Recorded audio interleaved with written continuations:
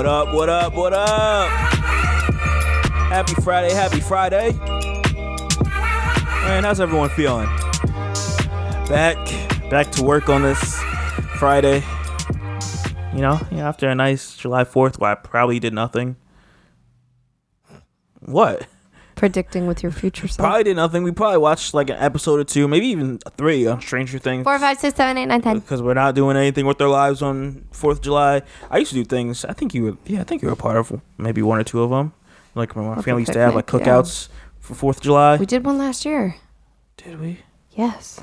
Shoot, look how bad my memory is. We got one the following weekend too.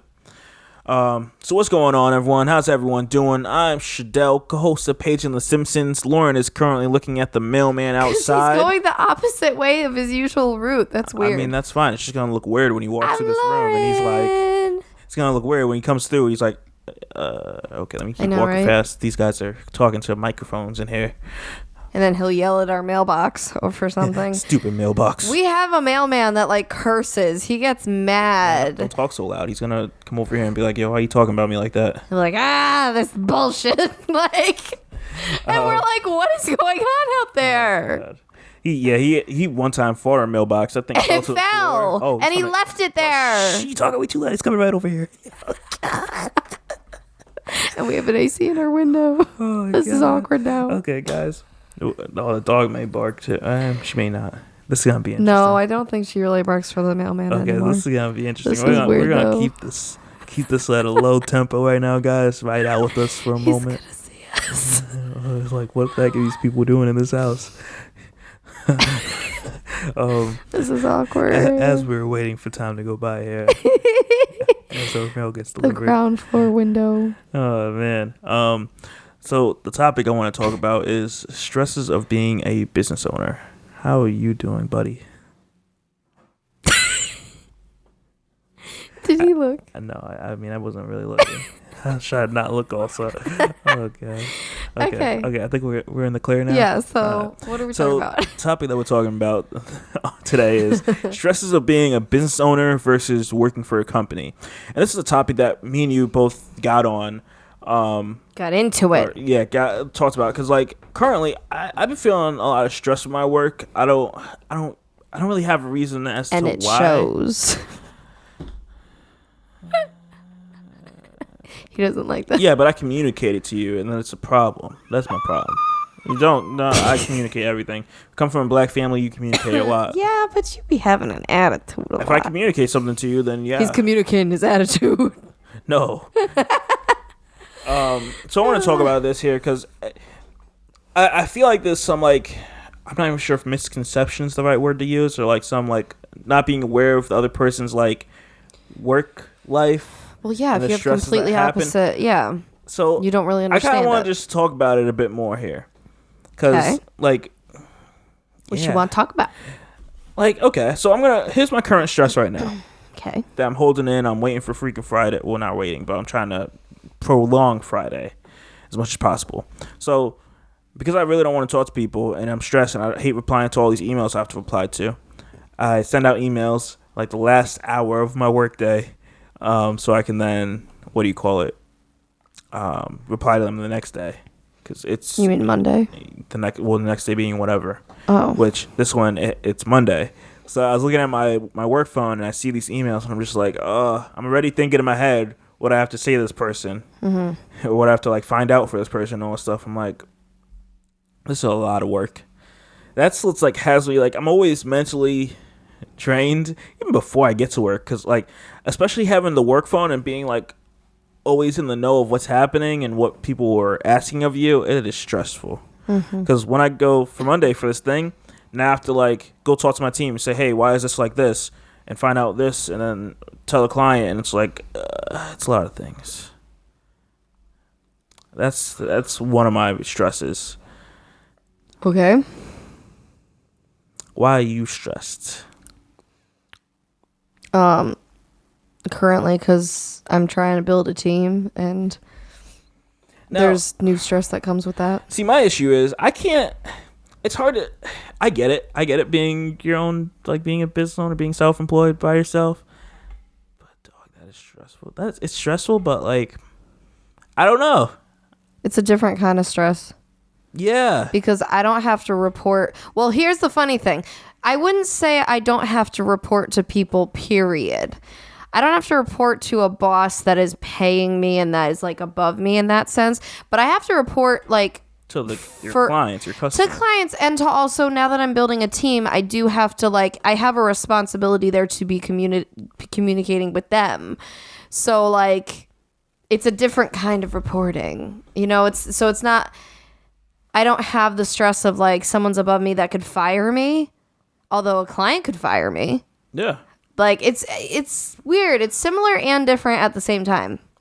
Well, I'm not even worried to be fired. It's just worried about, yeah, and it's similar to your case where I'm like, that's my stress. With all these people that are coming in and a lot of people having issues and all that stuff, that I deal with like the same people all the time. So if you're going to be dealing with me for a year or two, and we're always emailing back and forth throughout the weeks and months and, always handling issues, I'm starting to feel like people start like gaining some type of resentment, and that's what I'm starting to feel for these people when they like have to deal with me. Why are they gaining resentment though? For what? Were you like taking too long or something for them? No, but it could just be like, oh, there's another issue. Now I'm mad and I have to go email Shadell. But is it your fault or it's just another issue? I mean, it's. I mean, if you want to get technical, yeah, it's not my fault, but it's still something that. So then they're basically taking it out on you. Yeah. That's annoying. Because at the end of the day, I'm the annoying. person in the front. I handle everything, the front communications between the client. But you're also the punching bag. You're also kind of the middleman. Yeah. You're not just the front. Pretty much. So like that's annoying. Yeah. So that's why it's like it's stressful because I have to like go through, and I'm not worried about like being fired from my job because I'm not doing anything crazy, but I'm more so I've always been worried about this with this company I've been through, even though has it happened? I don't think it's happened. Where like I'm worried for like having like it being one of my clients that like cancel out of their contract and like decide not to renew. That's one of my worries. And what that affects you? It doesn't affect me, but it looks some type of way.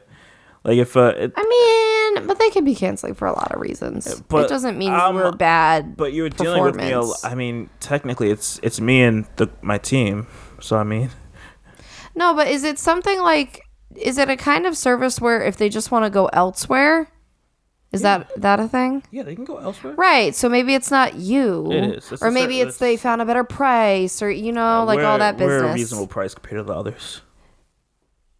Okay, but maybe there's still someone cheaper. I don't know. There's a lot of reasons. It's stressful. And it's like, I get your stress when you're saying you have to go through this and you're emailing people back and forth.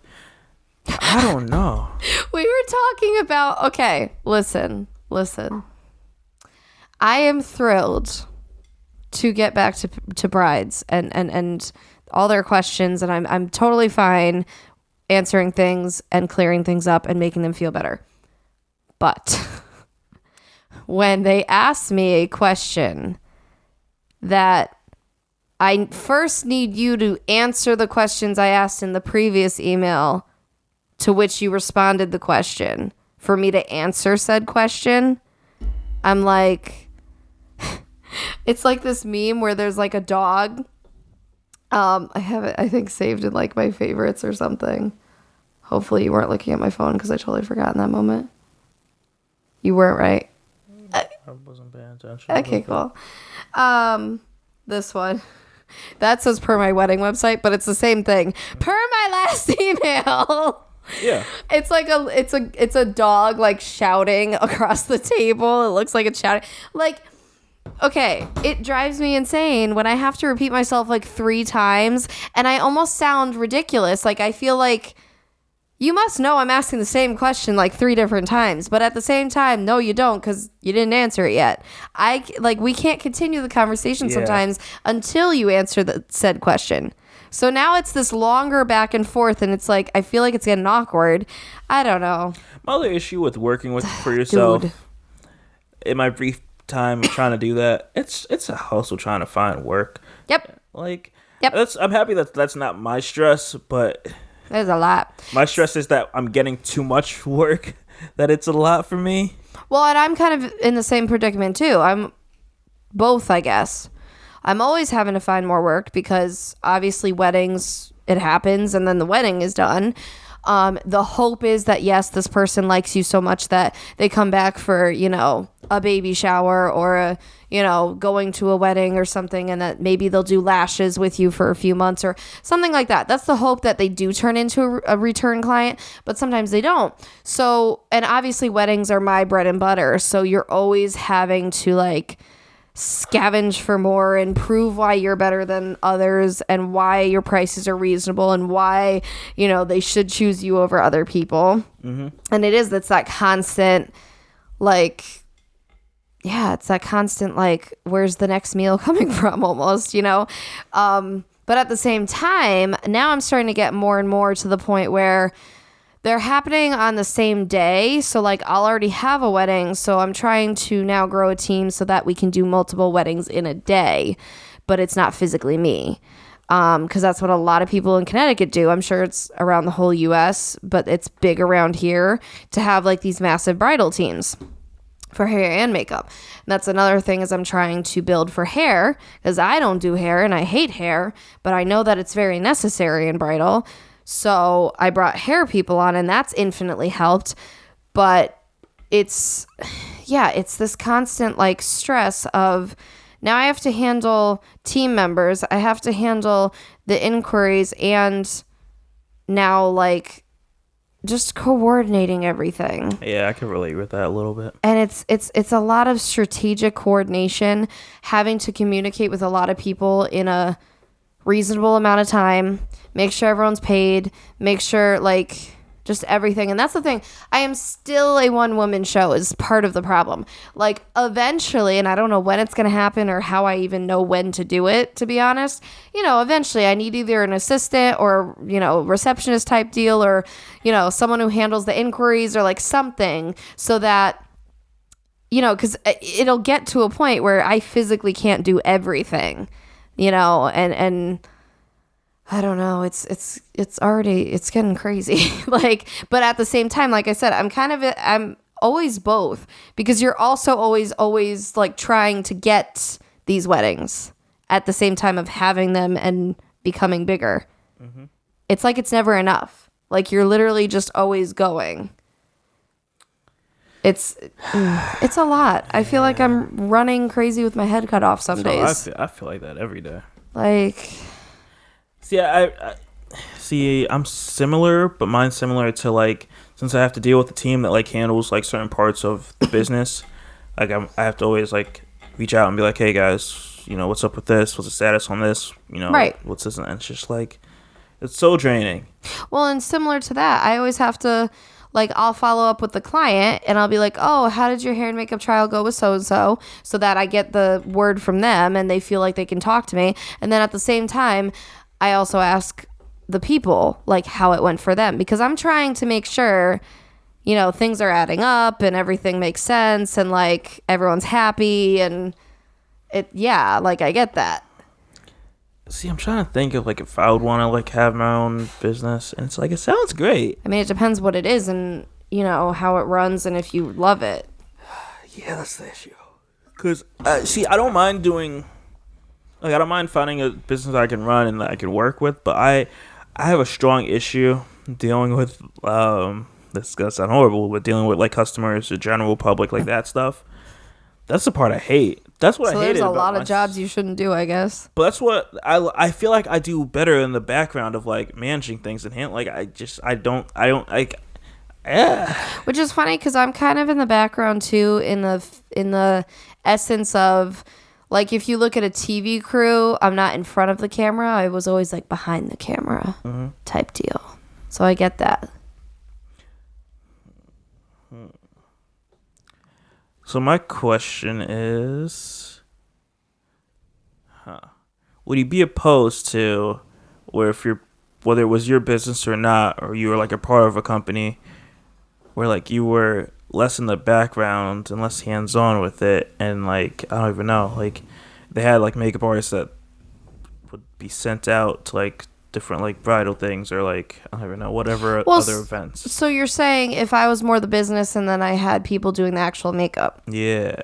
that's eventually what ends up kind of happening, though. That's kind of part of the goal, is that even though you got in it for the love of makeup, you're also trying to be, this business, this force that there comes a time then, yes, you have to make that shift that you're more the business person than you are the makeup artist. Mm-hmm. And eventually, obviously, it benefits you because if your company is big enough and you have enough people, coming in for services, enough people doing them, you're kind of more in the background and you can take more time off, or you can do other things and not be worried. Like, you have enough staff that they're handling it. Sure, stuff is always going to come up. I've seen that. Mm-hmm. I'm like well prepared that like there's going to be, sometimes there'll be like a Saturday morning. I'm not on a wedding, but one of my team members may be texting me that there's an issue.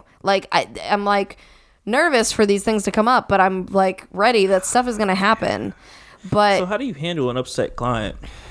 It all depends on what it is. So, here's an issue I have currently.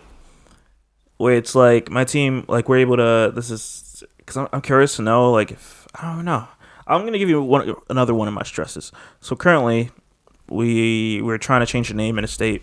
We had to file paperwork. We have like a limited power of attorney where we can sign off on documents to submit them to the state. Cool. And we did that. It got rejected, and like the client needs this by the end of June 31st or whatever the end date is for this month.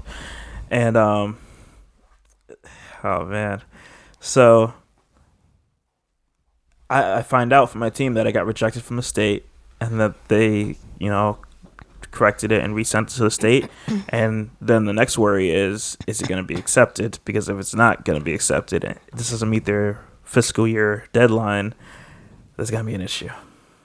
Why? Because they get a penalty? No, because I don't know the legal reasons, because that's on them. I'm pretty sure there's nothing. I just think they want to have it for the start of their fiscal year. That's what I would. And they're going to blame you. Well, yeah, because we didn't file it. Like, it's my issue is with my team. If we got it rejected because the state didn't accept our signature on this, why didn't we just give this to the client to be like, hey, get this signed so we can resubmit it to the state and let it go? Because if it doesn't let us sign it, then we have to go through like an officer at the company to sign it. And it's like, oh man, if we don't do that and this gets rejected, that's going to be a problem. And I'm trying to breathe. So it's not totally your fault though, right? Because they did the wrong thing. I'm still the front man. Doesn't matter. I understand, but I'm like... It's like my boss is going to understand. It's not a problem, but the client is the issue. Because as these things... Here's the thing. I will be completely honest. Some people are better to let go of. If they get mad and they want to go, sometimes it's not the worst thing. Yeah, but it's not like this person's bad. It's just like, damn, It just sucks. Then they probably, they might get a little upset, but it sounds like if they're not that bad, they won't. I have a feeling Monday's going to kick up and I'm going to get an email. I'm dreading that. My struggles. See, this is my struggles. But this is, I guess, the benefit that because you work for a company, you can go to your manager and get help. It's not like, yes, you're the front line, but at the same time, no, but you know what I'm saying? It's one of those where like, say you're in an email conversation and things get escalated, you could probably CC him and like he could step in. Yeah, but which is beneficial.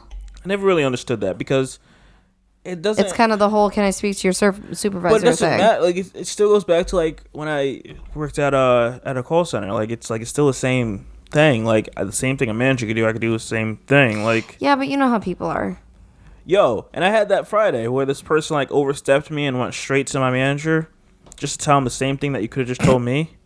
Exactly. And then he comes back to me, and of course there's no problem, and he just tells me what they told him when it's like, right. What? Well, I had that issue. I had that same kind of thing happen where we had a bridal hair and makeup trial a couple months ago. Or like a month ago. And the girl really didn't like her hair. So she's not like thrilled when the hairstylist is here, But she like waits until the hairstylist leaves when I am talking to her and we're alone. That's when she feels like she can be most honest and like talk to and not offend people. And like she ends up crying and like it's this whole like big deal. And you know, and so I work it out because obviously at that point, you know, she goes home. She was interesting. She left. She thought she liked it when she left after like 45 minutes of like going back and forth and stuff and thinking of styles and whatever. And then later she emailed me, said no, she really didn't like it. And so that's when I offered like the free retrial, and then it ended up going completely smoothly. The second style was it, and it was great like a week later. But yeah, it's kind of the same thing where, again, see, I would be, I guess, the managerial role in that situation, and she felt like she could only tell me. I get where she's coming from because there's a certain point when if this person is spending so much time with you, you don't want to offend them. And that's why whenever I give the client the mirror, I say I won't be offended if you want me to change anything. I feel offended when you do that because it feels like I get it. I can't handle my job. But they don't see it that way. You know what I'm saying? So that's doesn't feel it that way. If I go to your job that you work at and I tell your boss that, you know, I need this done. This person, you have to think about it. They're just at that point, like this person was just nervous to say something directly to her because it's complicated. So I feel like you have to think about that it's not really about you personally. It's just something was not adding up quite right between you two. I try not to take it personally, and it's like I just let it. It's a job. I do what I gotta do. I come in every day with like super task oriented. I don't try to make it emotional, but it's a struggle. And there's a fly flying around the office, and it is irritating. I don't know how it gets in. Like there's no, like I swear this goes through like the AC of one of these, and then creep in. Like what? I don't know. Maybe like the little slit or something. I don't think that one, but I think the one somewhere in the living room. I'm like, get out of here, buddy. You come to the room where everyone is in just to bother us. He's like, what's the buzz, guys? At the end of it, I don't know if I can handle being my own boss. Well, what's funny about that is, and I was talking about this with the bride today, and her bridal party, we got on the subject of, you know, my business and different stuff, and their job, and it was this one girl. She works in a a gay theater or something like that, and she acts and she does like different stuff, and we were basically relating how we could never do like a typical 9-to-5. Like we just don't have it in our blood. Like it's something that would just completely drain us like creatively, and just it's like that would just kill our souls because that's not our world. Like if you look at our world compared to what a 9-to-5 is, one, structurally sure it's different, but like creativity wise it's completely different. It's just we're different. It's like, you know, the same with the right and the left brain and being different and everything. Like we're just not made for that. So like I was even telling her how I would just like that would kill my soul if I had to just settle for a 9-to-5 for my entire life. That's why that's a big motivation in what I do. Even though what I do is hard and it's stressful and it gives me headaches and it keeps me up at night, and it like there's the negative side effects that comes with it, just like with a 9-to-5. But if you add on top of that me doing a 9-to-5, that means now I am completely suppressing my passion, and I'm also forcing myself to just do something I completely loathe and resent just for a paycheck. Whereas like sure, I'm getting stressed, but I know that I'm building something bigger than myself, and I'm building something that I actually do enjoy doing at the same time. And that's why I've told people, you know, I've gotten up as early as 2 a.m. for weddings.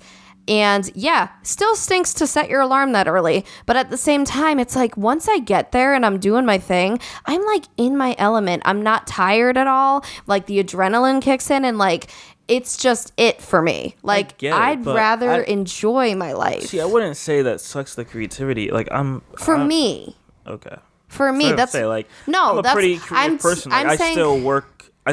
like, even though, yeah, it's not something I particularly want to be doing, 5 days a week,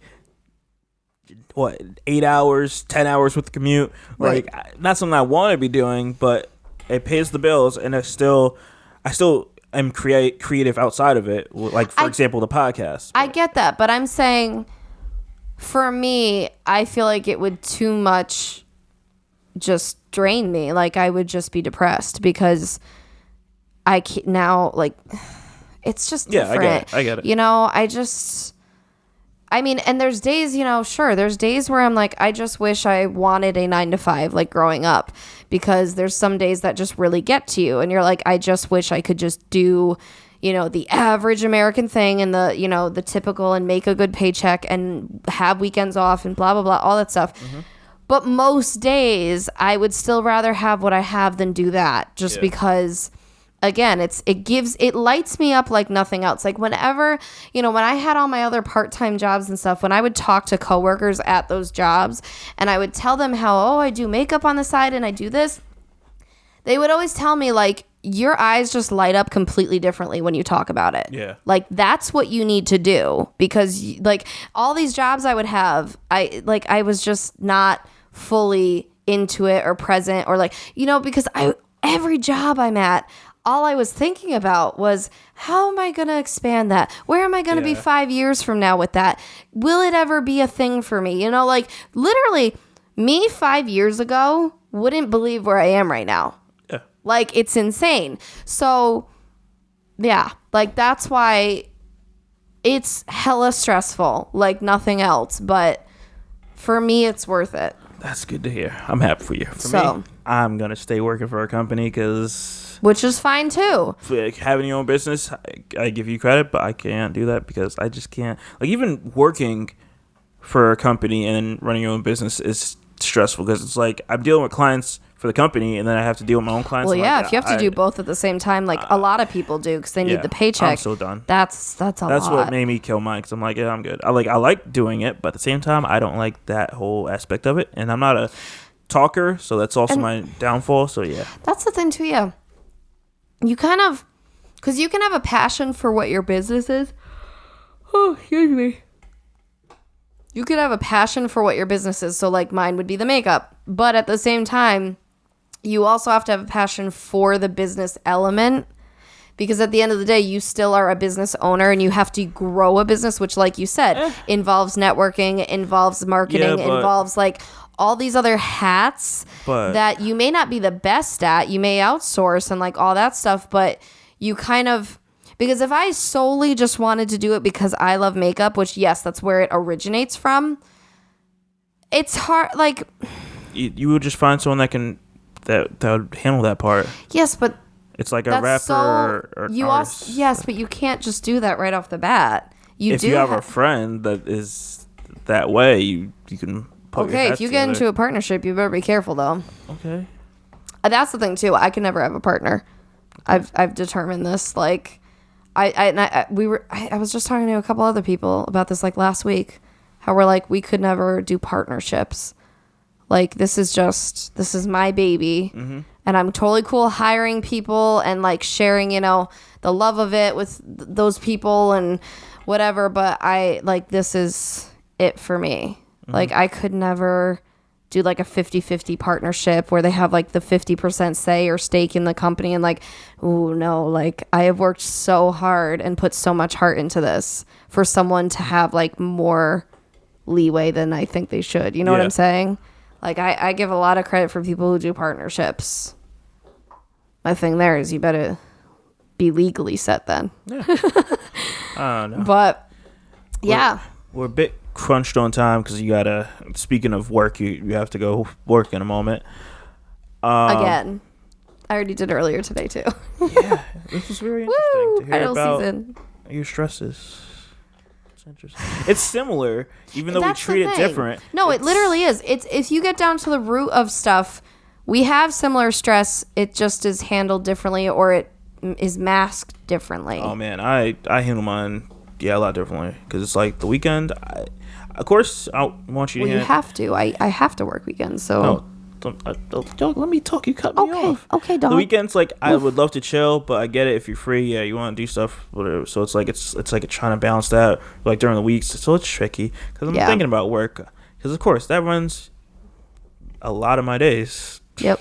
Like, I'm there all the time, or with my computer feel you all the time, and that's the thing is I always feel I'm basically dictated by the client. Yeah, exactly. Because sure, salons and stuff, they can have certain hours, but at the same time, like, you're always doing it at the whim of what the client can do. Because say you have like a 1, 2, 3, and 4 o'clock available, and you'd really love to just get your like 1 and 2 done and get out of there, but then the next person can only be here at 4 instead of 3. Then you have to wait, and like you're using your time, but you have to be there for the client. Like yeah. So that's a thing too. I feel you. Yeah. All right, we're gonna wrap this bad boy up. It was very interesting. Kind of curious to know anyone else's thoughts. If you do want to share them, hit us up on the social media links, all in the description, or shoot us an email. We'll say it on the next podcast. Or even a voice memo on Anchor. You know what I give a lot of credit to is the couples who both own businesses, because at least in this dynamic, like, you're like the stability, and you're the, like, both income wise and like schedule wise, and like you're like the constant, whereas like I'm the like chaotic one, and I'm the one who's like always changing like income and schedule and like everything. Yeah, it'd be a problem.